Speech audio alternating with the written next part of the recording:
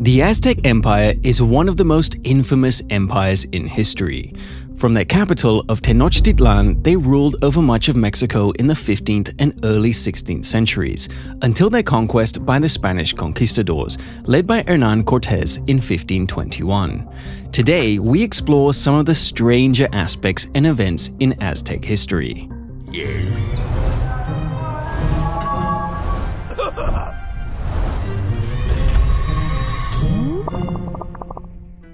One of the things the Aztecs are known for today is their beautiful arts and crafts, which is something they share with today's sponsor, Serpent Forge. Serpent Forge sells handcrafted silver jewelry with plenty of awesome designs based on ancient mythology and history. All of their pieces are handcrafted in solid sterling silver. The designs are fantastic, and they'll make for great conversation starters. We especially love their Aztec-related designs. Honor the Lord of Life, Light, and Wisdom with a ring of Quetzalcoatl.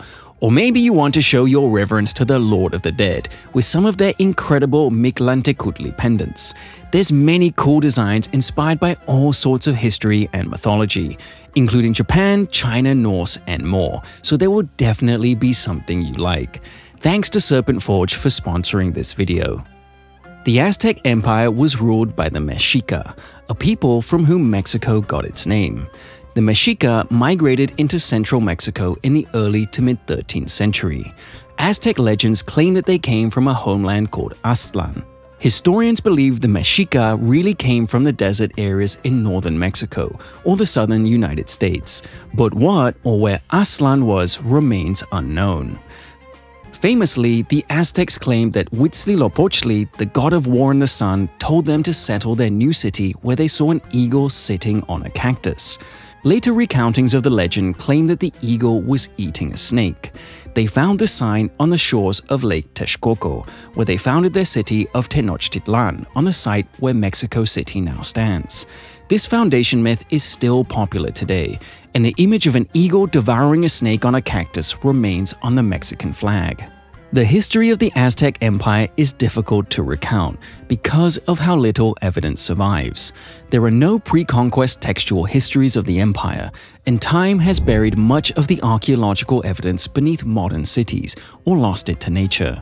As a result, we only get brief glimpses of individual events for most of Aztec history. One of the more unfortunate rulers of the empire was a man called Tizoc. Tizoc rose to power in 1481, following the death of his elder brother Axayacatl. His name meant "he who makes sacrifices," but this proved to be ironic. As part of his connotation war, Tizoc waged a war against the Otomis of Metztitlan, but the new Tlatoani captured a mere 40 prisoners for sacrifice, an embarrassingly poor performance. This pathetic display undermined Aztec strength, and Tizoc spent his brief reign desperately subduing the fringes of the empire, who had been emboldened by the weakness of their new overlord. Eventually, even Tizoc's own family wanted him gone. Tizoc was most likely poisoned by his younger brother Huitzilopochtli, who succeeded him on the throne and proved a far better warrior and leader. Fighting wars was essential to Aztec politics and society, but full-on wars were not always viable. Sometimes the Aztecs engaged in a bizarre practice called a flower war. Flower wars were ritualistic conflicts conducted between the Aztecs and certain city-states or groups outside of their control. These were not wars of conquest, but seemingly ones of ritual and training for soldiers. The Aztecs would periodically send troops to attack their enemies in a flower war, but then the troops would withdraw with their captives and leave the enemy to fight another day. Aside from training soldiers when larger wars weren't available, flower wars gave a chance for warriors to capture human sacrifices. Taking prisoners for sacrifice was a means of social advancement for warriors, and the sacrifices were important parts of Aztec religious life. Check out our video on Aztec human sacrifice if you want to learn more about this gruesome topic. The reasons for this practice are debated. Some believe that flower wars were entirely ritualistic. Many Mesoamerican gods desired sacrifice and war, so the flower wars were a chance to maintain this when proper wars weren't occurring. Others have interpreted it as a social phenomenon, offering low-stakes conflict for nobles and warriors to gain prestige in Aztec society. However, other historians argue that these wars were genuine. They were small-scale conflicts that kept enemies on their toes when the Aztecs were unable to fully subjugate them. Perhaps the most famous flower war occurred with the city of Tlaxcala. Tlaxcala was locked in a long flower war with the Aztecs at the time of the arrival of the Spanish in 1519. It seems that the Tlaxcalans had had enough, and when the Spanish and the Aztecs went to war, Tlaxcala threw their lot in with Cortes. Some historians have interpreted this as evidence that the flower wars were genuine acts of aggression that could finally be repaid by the Tlaxcaltecas. Ultimately, the Aztecs created one of their own worst enemies. The Flower Wars made Tlaxcala despise the Aztecs, and it gave their warriors plenty of fighting experience, making them a dangerous foe. Following Cortes's flight from Tenochtitlan after the Noche Triste in 1520, it was Tlaxcala that offered Cortes sanctuary as he reorganized and regrouped, and Tlaxcalteca soldiers marched beside him during the siege of Tenochtitlan in 1521. In the end, this curious Aztec behavior came back to bite them on the battlefield.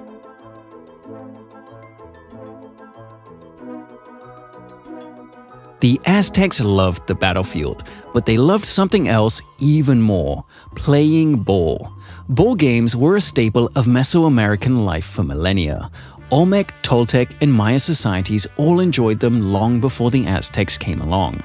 The Mesoamerican ball game is really many games with lots of variations and rules, most of which are lost. The most popular Aztec version was called Olamalitzli and involved a large court with two opposing teams of either 6 or 8 players. On either side of the court, there would be hoops set high above the players. It used a rubber ball weighing about 6 pounds, which could only be hit with the legs or hips of the players. Similar to a game of volleyball, the goal was to keep the ball off the ground on your side and make it fall on the other team's court.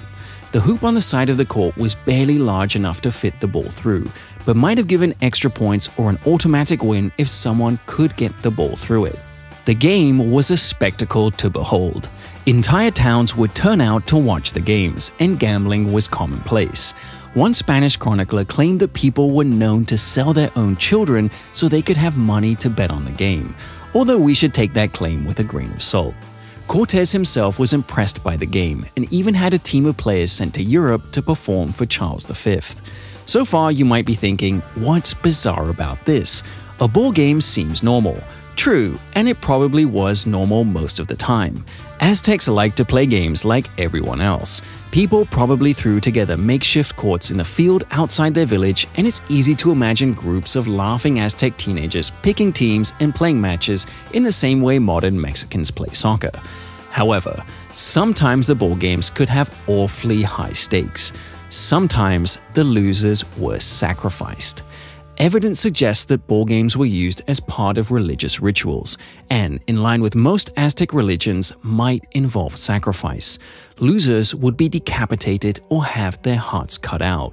There's even some artwork from the time suggesting that the losers' skulls could be used as balls. The religious dimensions of the game are unclear. Some interpretations see the game as a ritualistic retelling of the eternal struggle between good and evil. Another interpretation is that the game pitted one team representing the sun god Huitzilopochtli against another representing the moon god Coyolxauhqui, turning the players into holy warriors in a divine conflict. The ball game could also be political. A dispute between the Aztec ruler Axayacatl and Xihuitlemoc, the leader of the city of Xochimilco, was settled by a ball game. According to a Spanish chronicler, Axayacatl wagered an amount equal to his annual income, while his rival bet with valuable agricultural land. Across Mesoamerica, the concentration of ball courts in areas of political instability has led some historians to suggest that ball games were a crucial part of resolving political disputes in the Aztec Empire. One thing that ball games couldn't deal with was the arrival of the Spanish in 1519. The Aztec Empire was rich, powerful, and full of experienced warriors, but that makes its fall one of the most bizarre events of all. How could such a powerful empire be toppled by a few hundred foreigners? What mistakes did the Emperor Montezuma make to cause this defeat? Firstly, it should be noted that it took a lot more than a few hundred Spanish conquistadors to topple the empire. In their final years, the Aztecs experienced a devastating epidemic of smallpox, measles, and other old-world diseases that ravaged the native population. The Americas were not home to these sorts of epidemic diseases, so the Aztecs were faced with an unfamiliar threat that claimed the lives of huge numbers of people. Additionally, Aztec brutality had bred resentment against them. We have already talked about Tlaxcala, the city that joined the Spanish to oppose the Aztecs, but they were far from alone. The conquistador Bernal Diaz indeed records that there were only a few hundred Spaniards left by the time Cortes besieged Tenochtitlan. But he also describes tens of thousands of native allies, from cities like Tlaxcala, Huitzilopochtli, and Cholula, who rose up against their Aztec overlords. It was this combination of overwhelming opposition that proved the empire's undoing, not just a few hundred Europeans. After arriving in the region in 1519, Cortes and his men attacked several cities and won multiple battles against Mesoamerican armies. By all indications, these newcomers were a powerful and dangerous threat. However, Montezuma and the Aztecs welcomed them at Tenochtitlan in November 1519, and Cortes's men remained in the city for months in relative peace. Why would the Aztecs do this? How could Montezuma act this way? The common explanation is that the Aztecs believed that Cortes was the god Quetzalcoatl. Quetzalcoatl was an Aztec version of a Mesoamerican feathered serpent deity, worshipped by many cultures in the region. Quetzalcoatl was associated with the wind, the sky, life, wisdom, and learning, and was one of the most prominent Aztec gods. Supposedly, Quetzalcoatl had gone to the east, but was prophesied to return around the time that Cortes and his men landed. The story goes that the Aztecs believed Cortes was the returned Quetzalcoatl, and didn't dare to oppose him until it was far too late. This explains the Aztecs' reluctance to fight, why Montezuma invited Cortes and his men to enter Tenochtitlan, and many of the other peculiarities of the conquest. Historians are skeptical of this story. Firstly, there is no pre-conquest evidence for a prophesied return of Quetzalcoatl. The story only shows up decades after the conquest. The Spaniard López de Gamora seems to be the first person to make the claim that the Spanish were seen as returning gods. None of the conquistadors involved in the conquest ever mentioned this Quetzalcoatl myth, not Bernal Diaz, whose extensive treatment of the conquest is arguably the most detailed available, and most damning of all, Cortes himself never references anything like this in the famous letters he wrote to Charles V. If Cortes was seen as a god, then he never thought it was worth mentioning. Native responses to Cortes also refute this story. Cholula, arguably the most important cult center of Quetzalcoatl, was an avowed enemy of Cortes when he arrived, and the conquistadors massacred the city for its resistance to him. Only after new leaders had been installed did Cholula join Cortes, and they never mention any link between him and their patron god. It's only in the mid-late 16th century, a full generation or more after the conquest, that native sources begin making the claim. Historians suggest that native writers, embarrassed by the rapid collapse of the empire, invented myths to explain Montezuma's perceived inaction. Spanish writers and translators amplified the myth to drive home the superstitious and foolish nature of the Mexicans, in order to justify their own rule over the native peoples. The myth might be false, but why did Montezuma make such bizarre choices? Some historians argued that in fact, Montezuma's choices were sensible.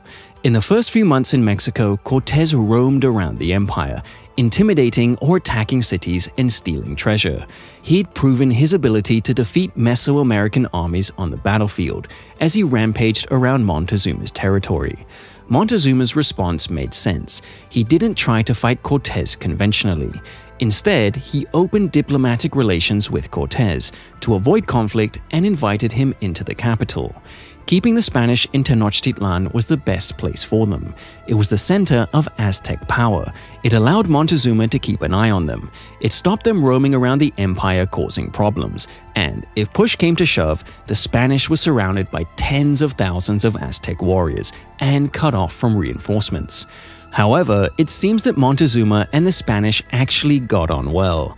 Conquistador accounts are generally favorable towards him, and for a time, things seemed to go well. Things went south when Pedro de Alvarado, Cortes' second-in-command, ordered an attack on the Aztec religious festival of Tenochtitlan on 22nd of May 1520, when Cortes was out of the city. His reasons are unknown, but the fact that the festival involved human sacrifice might have something to do with it. Whatever his motives, Alvarado's attack turned the city against the Spanish and caused a riot. Montezuma was killed, probably by a rock thrown by the angry crowds of Tenochtitlan, and the Spanish were soon forced to flee the city. The Noche Triste, or Night of Sorrows, saw most of the Spanish soldiers killed as they tried to escape, and much of their treasure sunk to the bottom of Lake Texcoco, never to be seen again. Cortes and the survivors barely escaped with their lives. Compared to the Spanish's dominance in most battles, it seems that placing them in the city had been a wise call after all. Of course, the Aztecs fell in the end, and with them we lost most of their history.